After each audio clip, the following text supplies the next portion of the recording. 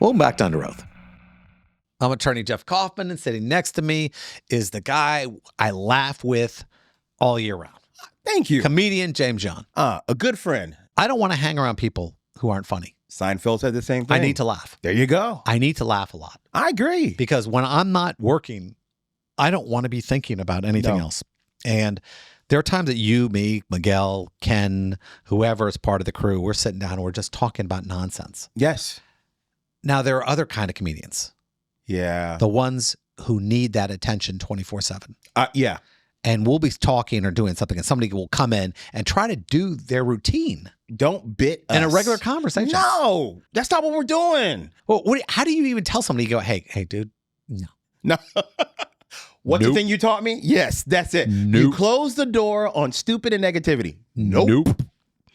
Tried it. Morgan, producer. Watch this. Nope. That's how you do it. You close the door on stupidity and downers. Negativity. And also when somebody starts off a conversation with this one, we have to talk. Nope. Okay. Could I ask you a question? Because I've been wanting to ask you this for a very long time. Yeah. You can practice in 18 states. Yes. You're in the Guinness Book of World Records for being an attorney. I was. You was. Yes. Okay. What's your least favorite state to have to go to trial? I know you got one. Where's the place when they say the state, you're like, oh, here we go. Here it is. It's small town. Okay. Very white. Okay. Okay. And those places where people attach like fake rubber cow testicles to the back of your car. Oh, say no more. Because they hate you. Really? And they hate your client. No matter what. No matter how bad they've been done wrong. So you walk in already behind. You know, I had my client's husband murdered, and it wasn't worth their time. Really? They were looking around, who cares? And you know who cares? It was Got it. Say no more. I'm picking up. Racism is alive and well. You can't say that. Sure you can. What are you talking about? Listen, I was in the Army a long time ago. Mm-hmm. I was the only Jew in my division, and trust me, everybody knew it. They knew. Everybody knew it. And, you know, even now people will say something. I mean, I've had clients who walk in here, and I was representing this guy, and he pulled up his sleeve, and he had this huge swastika, you know, on his sleeve. And he goes, it's okay. You know, I don't have a problem with you. You're one of the good ones. Wait a minute. Okay, you can't seek out legal help from a guy that is Jewish and you have a swastika.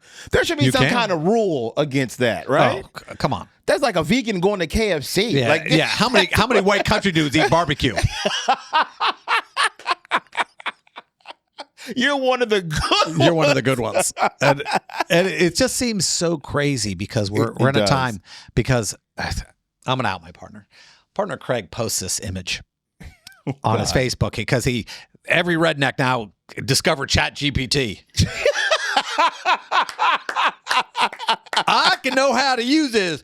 Create a cartoon with Trump killing some Californians. Ooh, this looks good. Let me post it. Gotcha. This one was a picture of how gays were treated in the 50s and how everyone was turning on them. Yes. And then it has a Christian couple and the gays are going after them. Gotcha. And he's going, you don't understand. Really? I never did well with pronouns. I mean, I think it just came out where we just don't get it. Mm-hmm. See, I get it because I did criminal defense. Gotcha. I'm aware people have their things. Here's where I am in my life right now, Jeff. Okay. Before I complain about anything I hear socially, you know what I ask myself? Why do I care? Why do I care? You know why I care? Because I don't have enough going on. Thank you. Thank you. Somebody came up to me the other day and asked me if I had an issue. And I said, I don't have time. Yes. I don't have time. No. And they look at you like you're crazy. What do you mean you don't have time? You need to be involved.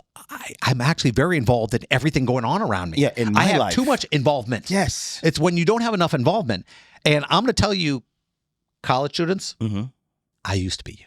Yeah. I get it. Yeah.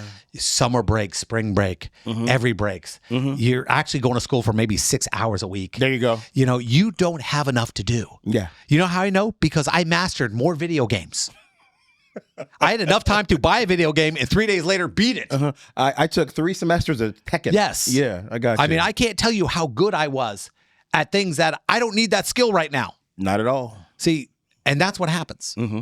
You are now inspired to do things To because do you're sitting things. around going, what do we, where are you going? Okay, we'll go there. We'll go there. We'll go there. And then at the end of it, MF. Yeah. It's hard for me to take you serious when you swear at me at the end of it. Pretty much. Yeah, the same thing happens when you burn somebody. I love the most educated people in the world that the minute they feel stupid, they completely devolve Into this. Yo, mama. Yeah, exactly. You know, that's it was like that was always the line to a bad joke when you were a kid, when you didn't know what to say. Yo, mama. And that was it. That's the punctuation on it. That's how you used There to you do go. it. Neither Republicans or Democrats give a crap about gay rights. Wow. They never have. That's a hot take. They never have. Gotcha.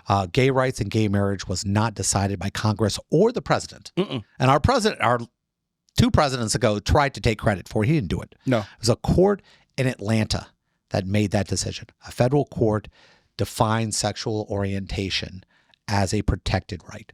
And nobody acknowledges it. They should actually, if you want to do Pride Month, you should build it around that case. Okay. Because that case gave you the same rights as everybody else. And that's what we're dealing with. Congress didn't want to pass a bill. Oh, all the Republicans who are against abortion. If you're really against it, try to pass a bill. I dare you. And they won't do it. You know why you won't do it? Because you know half your constituents will turn on you. Correct. So don't pretend you're pro-life or pro-choice or anything else when not one of you decided to go when you had the power. You had the presidency, you had the Senate, you had the House of Rep. Both sides had it. Yeah. What did they pass? They didn't pass gay rights. They didn't pass anti-abortion laws. So we're all full of it. So anytime your congressman goes, I'm for this or against it, they ain't doing nothing. No.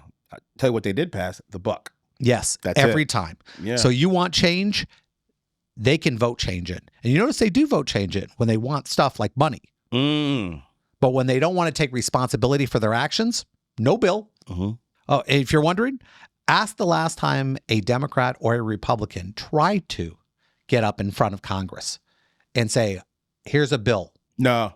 They won't do it. I'm not doing that. They won't do it. Yeah. So, bravado. Nope. What do we got? All right, we got a good question on Legally Screwed today.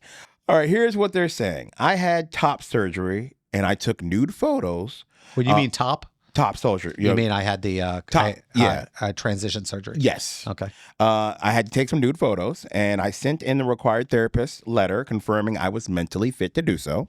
Later, the office denied that the consult ever happened and claimed they had no photos. They had no letter. Now my records and those nude images are missing and they're out there. What can I legally do? This sounds like a case when the client calls me. Okay. And let's say that I got that same call. The first question I would ask is, how do you know they're out there? Great question. Did somebody show them to you? Did you see them on a website? Is somebody using it in their advertising? Because doctors do that.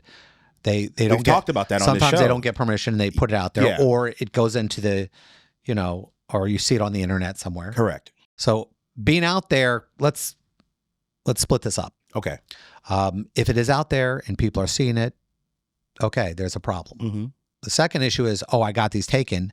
Now I got to take them again. Did I have to pay for it? Gotcha. Was there a deductible involved? I can see two problems. One is the cost of me having to go back. One is the cost of me being embarrassed by those pictures. And then there's a third one. What if I have a medical complication and we needed those immediately to treat me? So if I get injured or I get an infection because I didn't get that information because they screwed up. So you really have 3. You have negligence, meaning that their conduct affected me financially or physically or mentally. The second one is I was embarrassed by the stuff that affected me financially, medically, or mentally. And then you have the issue of the cost of having to do it over again in time. Let me ask this as a patient. If I do take, let's say I'm a woman, I take nude pictures of myself up top because I need it medically, and they say they can't find them.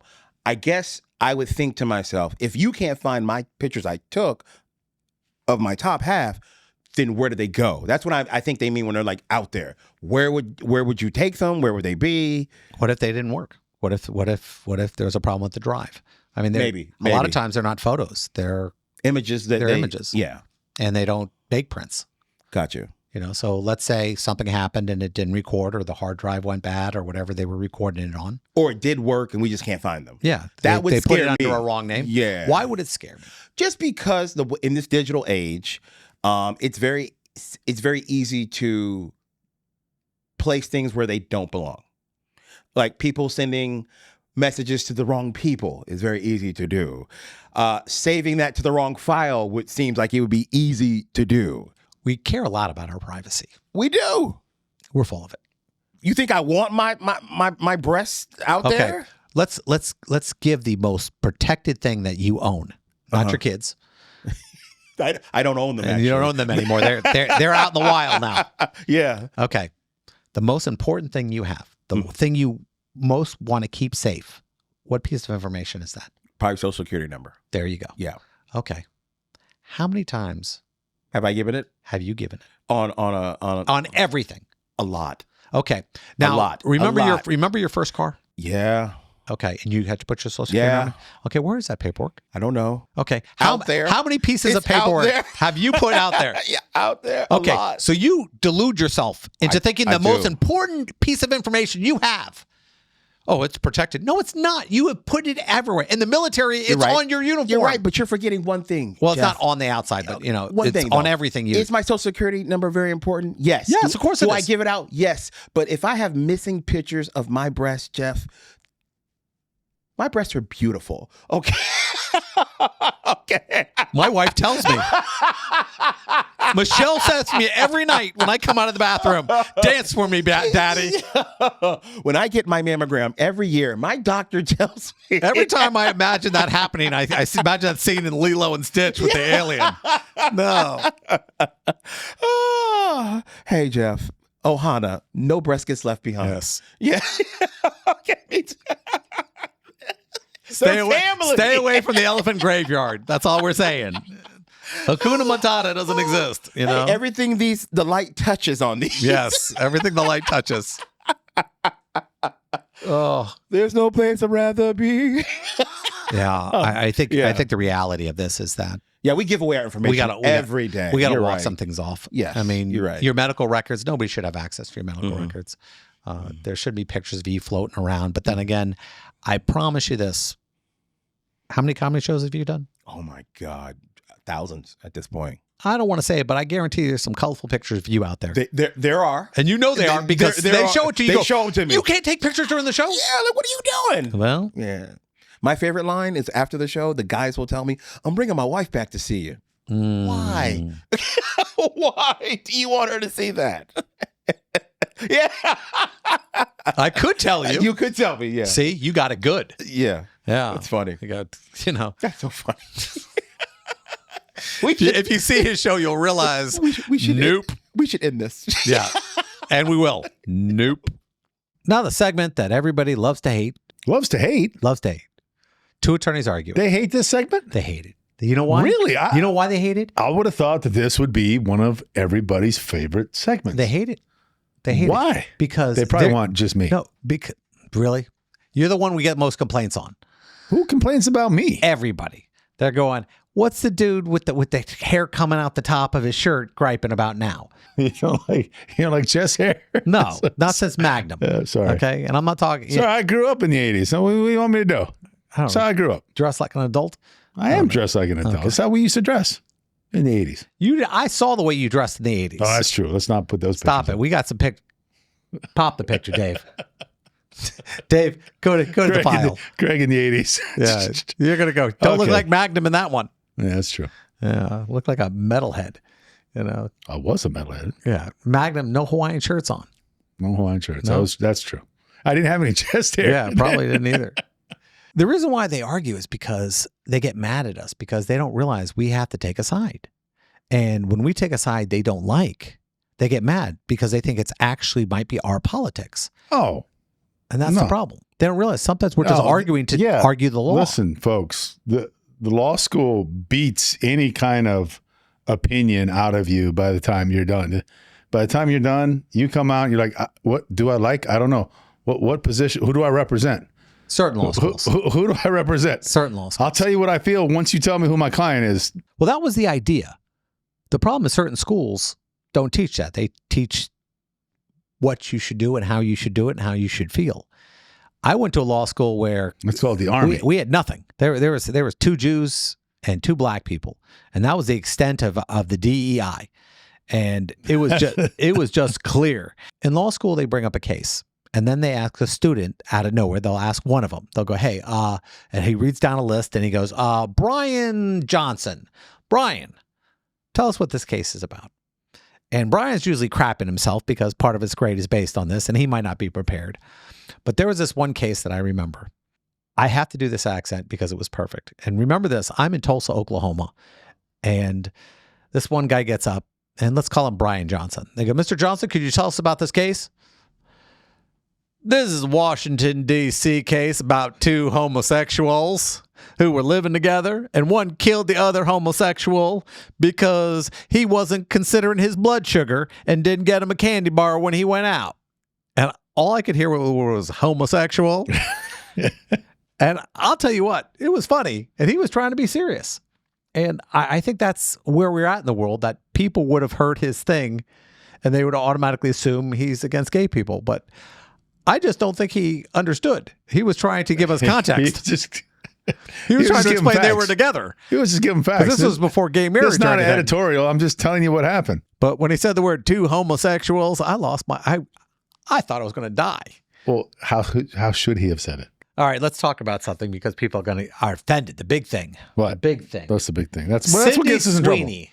Oh, my goodness. What is the problem Now, here? I'm old in the first place because I barely know who Sydney Sweeney is.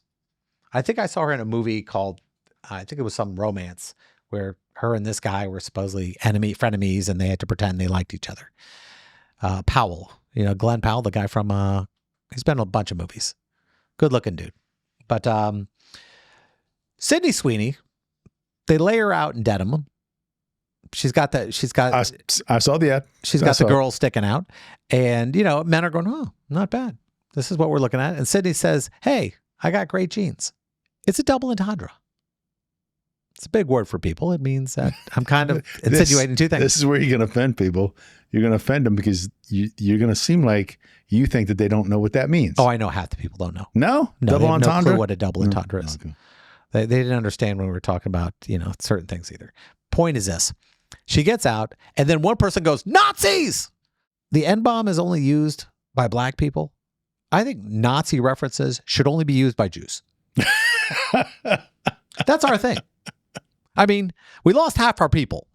It's like me discussing slavery. People go, "What are you doing?" Isn't the CEO of American Eagle, isn't he Jewish? Doesn't matter. Well, I think it does matter No, because they'll say he's a self-hating that Jew. word Nazi about. They'll you say have he's a to be- self-hating Jew. You have so that's Yes. all right then. No, So that doesn't they'll matter? attack it. Jews get attacked all the time when they defend things that they supposedly shouldn't But defend. she does have good genes, and I mean the genetic I kind don't know. of She genes. could die tomorrow. She could have cancer. She has good genes. You mean in face that ca- you mean she's, face. She's attractive. Oh. When you listen, some people hit the genetic lottery, and people don't like to hear it. Shaquille O'Neal, he hit the genetic lottery. I'm sorry, but he did. For a basketball player. So, of course. For a basketball player. Sydney Sweeney. For a hockey player, it'd be terrible. Yes, Sydney Sweeney. She hit the genetic lottery for looking good in genes, which is why the commercial works. And by the way, didn't their stock flood through the roof? It was good. It was good. It was fantastic. But here's the deal. How close do you have to be offensive? They go, "Well, you know what that means. Do you know what that means?" I mean, look, for example, we talk about Bud Light. Bud Light spent almost nothing.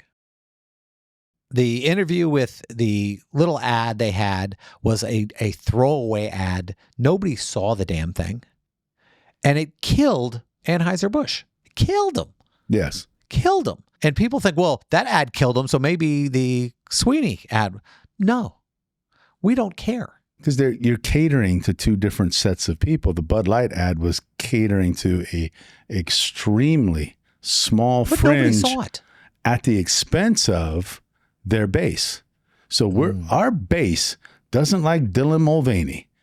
that isn't our base. These are not the people who go out and purchase our product. So the people who do purchase the product said, listen, why are you shoving this in our face? Why do we have to tolerate ads that obviously you don't want our business?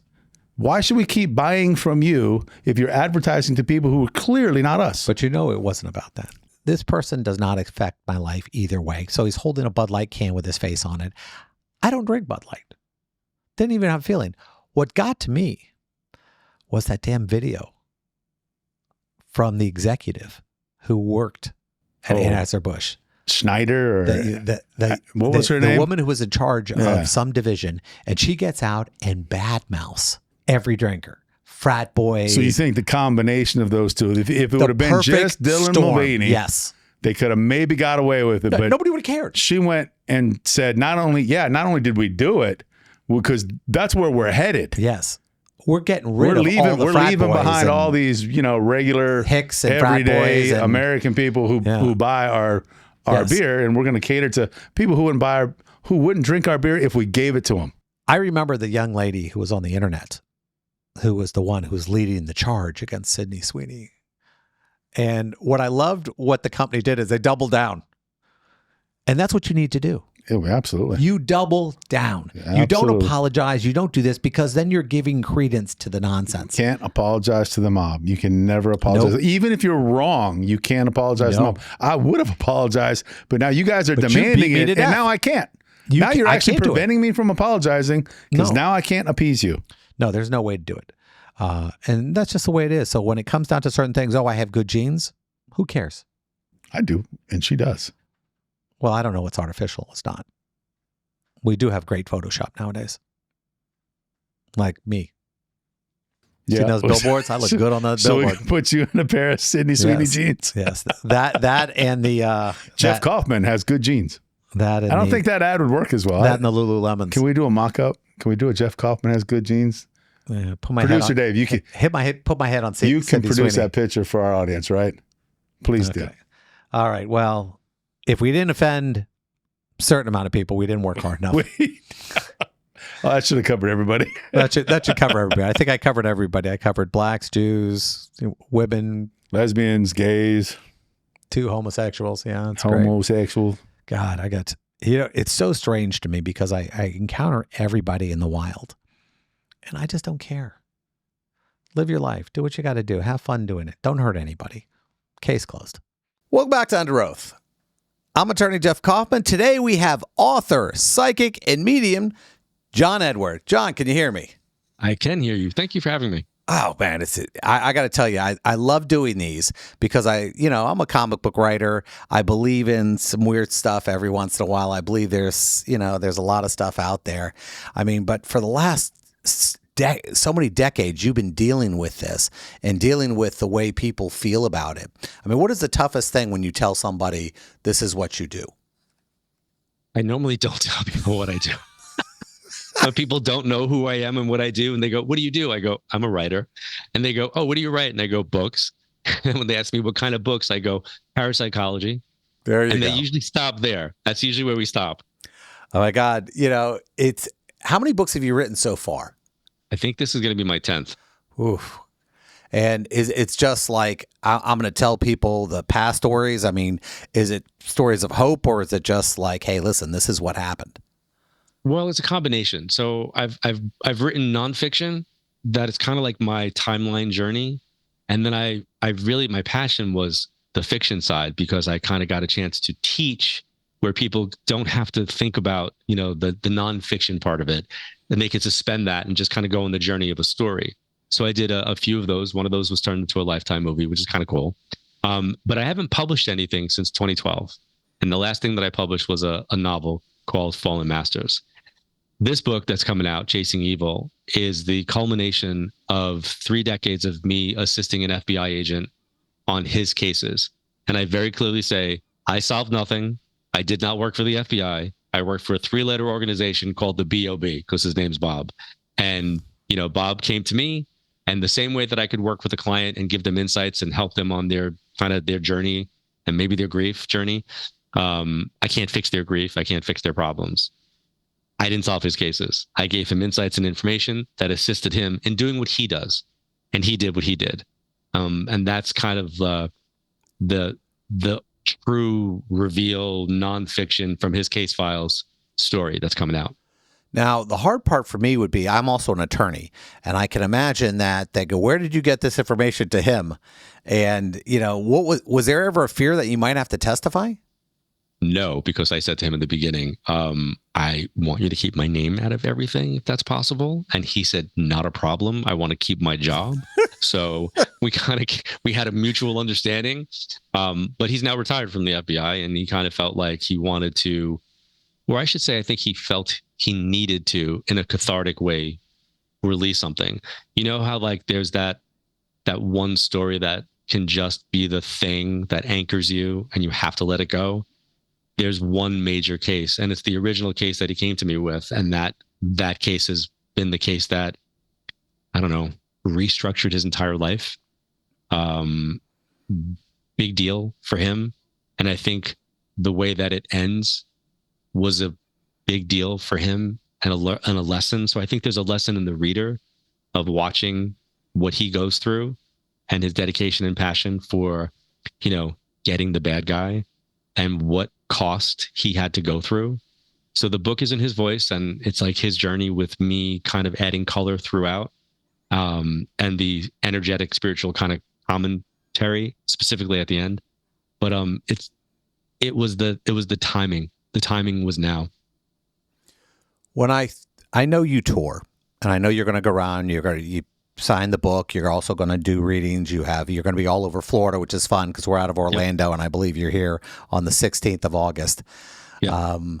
When you travel around, you just see these whole groups of people. You can't possibly talk to everybody, and everybody who shows up is hoping that you're going to be doing their, you're going to bring their relative, you're going to be doing their reading. So one of the things that I know that people, come to me is like, so the TV show that I used to host many years ago was called Crossing Over. Crossing Over, the TV show, was based on my live events. So when I do a live event, I come out, I kind of introduce the concept, explain my process. If there's anything like, happening that I feel like they need to know about, like if there's an astrological thing that I know about, I'll talk about that. Then I get into doing the Q&A, answering people's questions, and doing as many readings as I possibly can.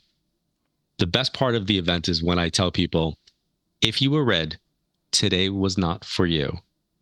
And they kind of all like wince. And I'm like, if you were read, you're like one of the teaching souls for our class. Cause that's what I see what I do as being a teaching moment. If you were not read, the event is really more for you, because the moment somebody's read, they become subjective to who did or did not come through and what was or was not said. When someone is not read, they wear everybody's experience. So the true lesson and education and empowerment comes from not being read, because you're eagerly listening. Whereas when people are read, I lose them after I move on to somebody else, because they become very human, into the human ego, into the zone of, I wonder why they said this and how come they didn't say that. And I would have thought for sure they would have said this. And, oh, I'm so disappointed that this person didn't come through. Meanwhile, I've read 3 other families. So the experience becomes different. So when someone's not read, I think they get more out of it. And that's been the general consensus when I get the emails and the posts and the stuff that comes in after the fact. They're like, hey, I didn't get read, but I got, and then they list all the things that they did get. That's a cool vibe. That's a cool feeling, because my job is to lead people better than I find them. I had the opportunity to speak with another medium a couple of years ago on our show. And I asked, what is the common denominator when you speak to somebody on the other side or somebody comes through? I mean, what positive thing do you take out of it? For me, I think it's to show that there's a survival of consciousness, and it's got to be validated clearly, that life and love are eternal, and that they're still with us, and that even through the trivial, mundane things that are happening in our lives, they see those things, that they're a part of it. And sometimes they'll give us stuff that's coming up as well, that they show that they're going to be a part of that, both positive and negative. I think that's the cool part of this. And, watching the lights go on in someone's eyes again after they've been in a very dark place for a while, that's empowering. Now, I've got a selfish question, not about my own life, but, sure. the hard thing for me is when a pet passes away. Sure. And it's devastating for me. And I, they go, who would you like to see in heaven someday or on the other side? I said, I would love to see if my dogs are there waiting for me. If I got there and just all my dogs, my father wouldn't be the one I'd be waiting for. It'd be like Right. all my dogs that I passed. Is there any, God, it's such a weird question. Is there any shit that our pets pass over too, or do they go places with They us? absolutely do. And it's not a weird question. It is probably the most significant thing that happens at the events. And I always bring it up because I find it still funny after all these years. I could have talked to 5 families and brought through 20 people, right? Tragedies. And then I'll get to someone, I'll be like, hey, I've got your Maltese boo-boo coming through. And all of a sudden, the entire room loses it. And I'm like, I get it. And the reason why is pets provide us with unconditional love. They are placeholders for us to remind each other how we should be communicating with each other, right? The appreciation factor, the gratitude. And that connection, that oxytocin bond that we form with our pets is very, very deep. So that love bond is definitely there. I had an assistant early on in my career, and she had a golden retriever named Sunny. And when she retired from working with me, we would touch base once every 6 weeks. Hey, how are things going? So I had a dream that I was walking through kind of like a forest, and I was in this clearing. And then all of a sudden, coming through the brush was this golden retriever puppy, and it was jumping all around me. And I knew in the dream it was Sunny. And I'm just thinking, when I woke up, I was like, oh, I got to tell Ellen I had a dream of Sunny as a puppy. And I called her the next day and I tell her this dream, and I thought I lost the call. I was like, Ellen, are you there? She couldn't speak. She had put her dog down the day before.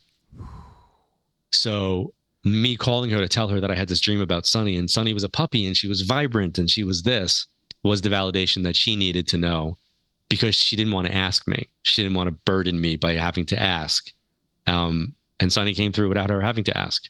And it happens a lot. People, have pets come through. I remember I was doing Crossing Over, the TV show, and I just walked off the show, like I just got done filming, and I had to do an interview. And they said, it's going to be a very quick interview. It's for this paper or whatever. And we told the journalist, not to ask you for a reading. She said, don't worry about it. And I was like, okay. And I sit down, and as I'm talking to her, all I hear the entire time, boomer, boomer, boomer, right? Now, in my mind, I'm like, okay, if I say this, then she didn't ask me. If I say this, it's going to put me back, and I have to go back out to film. And the interview's wrapping up, and I'm just about ready to say, hey, do you have any connection to? And I didn't have to. At the moment the interview was over, she got extremely emotional, and she's like, oh my God, I'm so sorry. I'm not supposed to be doing this, but I just lost my dog Boomer, and do dogs come through? And I just had this moment of like, yes, dogs come through. So you could rest assured that your Boomer is definitely with you. And I wanted to tell her, the entire time we've been sitting here, I've been getting the name Boomer in my head. And I think I did, but there was it would have been way more of a validation for her if I would have said it first before she asked me. But yeah, pets come through all the time.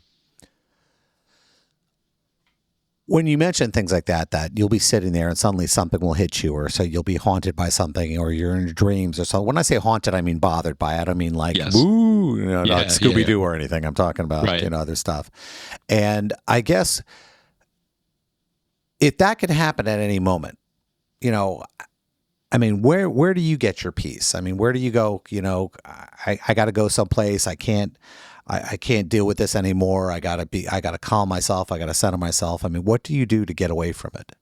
So I think the greatest misconception is that this is happening 24/7 to me. And I think the place that I really, really understood that was when 9/11 happened in New York City. And I started getting bombarded. I don't mean like just a few. I mean bombarded by letters, cards, sympathy cards, to the point that I asked the show publicist, I go, did you guys say that I lost somebody in 9/11? And they were like, no. They were all the same. We're so sorry. We're so sorry for you. Oh my God, we're so sorry. We're so sorry. It was one woman who explained what the zeitgeist was experiencing or thinking about. And she said, I can't imagine with your ability that you're getting any rest. I'm so sorry that you have to feel this. And then I was like, oh, they think that like this is like 24/7 for me. It's not. So in the same way that somebody could be a Broadway singer in a musical, they have a period of time where they're going to go do their show and they're going to perform and they're going to sing. The rest of the time, they're going to kind of make sure their voice is okay. They're not going to maybe talk. They're not going to be doing what they do. So when I'm not reading, I'm not reading. So I have scheduled times where I'm going to be doing this, and I open my energy up. It allows me to receive. And then when I'm done, I power my energy down. And here's the reason why. If I didn't do that, then I could be open all the time. That would be draining. That would be tiring. And then more importantly, I would pick up on information for people who's not asking me to do it. So it's never okay to enter someone's vibration without their consent, because my intention might be really positive. I might want to help that person and I might be getting grandma coming through. But here's the problem. If that person has unresolved issues or trauma with their grief because they haven't navigated it, now I'm coming in and they're not expecting it, that could do more damage than good. So I always tell people it's never okay to enter someone's vibration without their consent. A reading or an event, they're coming to me. That's implied consent. And even in that example, when I'm doing my events, if I'm going to touch upon something that's going to be personal or private about a family dynamic, I will out loud say to them, hey, is it okay if I get a little personal right now? Now, I know it's okay because they're in the room. They've given me that consent, but I'm preparing them for what I'm about ready to say by how I'm going to say it. One of the things I think about is the negative issues. When people come, I'm sure you catch a lot of, some of the people crossing back over, might not have some nice things to say. They might have some issues that they want to get, I don't want to say off their chest, but right. I mean, how tough is it for you to go, I'm not going to tell them that. I'm not going to tell the person I'm in front of this negative stuff that's coming over. So the energies that come through are in a higher vibration personality-wise of who they were when they were here. Meaning, if there were judgments, if there were animosities, if there were physical issues, all that gets left behind. So now it's more like that was the character they were playing here in the physical world. And now I'm dealing with the actor who played that role. So the soul plays the role of who we knew. So when they come through with a deeper understanding of all of that interconnectivity. So they're not going to come through with those types of things. They may come through with things that are confrontational for the client, meaning having to navigate what those issues that they're navigating with. So, for example, many years ago, I read for 3 people, very Italian family on Long Island. Mom and dad had a very thick accent. Their daughter did not. They lost their son. I'm doing the reading. And I said, your son showed me he had a blood disease. He passed from like leukemia. And they said, yes, he had leukemia. And I go throughout the entire reading. But at that time, I was working at a hospital as a phlebotomist in a laboratory. And what that meant is that I knew what the different tubes meant. So all of a sudden at the end of the reading, and the sister was very like, I want to say disconnected. She wasn't very plugged in. Mom and dad were very there. Sister was not. So I said to the brother coming through, hey, is there a way that you can kind of maybe like incorporate your sister so that she feels like you talk to her? And he showed me an HIV tube. Now, in the laboratory, if you have, if you're doing at that time, if you're doing an HIV test, it was a brown speckle top tube with some stuff at the bottom, and you had to sign a consent form next to it. I saw that. So I went, oh my God, I'm so sorry. I misinterpreted something. I said, your brother's telling me that he didn't pass from leukemia. He's showing me that he actually had this girl's eyes became a cartoon character. She was like, she went from like peripheral vision like this to like they became legitimately like, it was like a cartoon. And I was like, I was like stumbling on the word, I was going to say AIDS. And I was like, he had a really bad form of leukemia. Like, right. And then when the reading was over, they left. The daughter said, oh, I think I forgot my keys. So she came running back in and she said, thank you. They didn't know. So she knew, they did not. And he wanted to make sure that she knew that he was legitimately coming through. That's painful. That's a painful thing.